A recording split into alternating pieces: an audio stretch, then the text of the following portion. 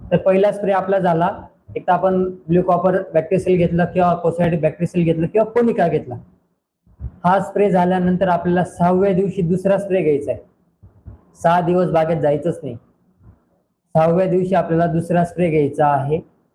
Z78 1 litre पाण्यासाठी 2 gram. Spore plus SK बायोबेस कंपनीचं 1 litre पाण्यासाठी अर्धा ग्रॅम आणि SK बायोबेस कंपनीचं PF08 हे 1 लिटर पाण्यासाठी अर्धा ग्रॅम.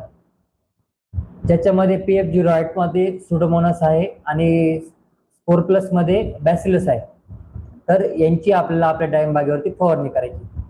दुसरी फवारणी, आपली पहिली फवारणी झाल्यानंतर 6व्या दिवशी दुसरी फवारणी Z78 1 लिटर पाण्यासाठी 2 ग्रॅम, स्पोर प्लस 1 लिटर पाण्यासाठी अर्धा ग्रॅम आणि PF08 1 लिटर पाण्यासाठी अर्धा ग्रॅम. या तिघांची आपल्याला आपल्या डाळिंब बागेवरती दुसरी फवारणी घ्यायची आहे.